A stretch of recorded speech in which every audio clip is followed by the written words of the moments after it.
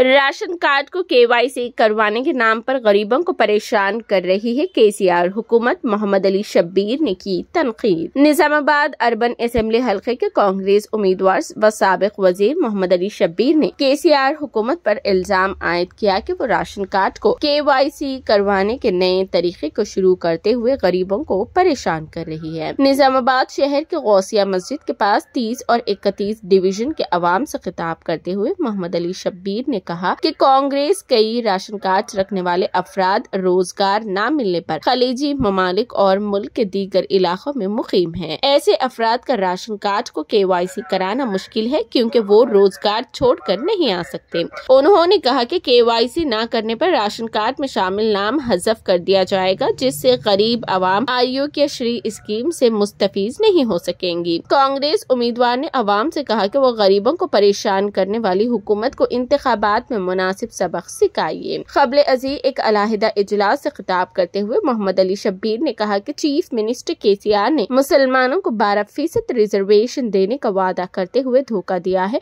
और हमने मुसलमानों को जो 4% रिजर्वेशन दिया है उसमें से 1% कटौती की गई है।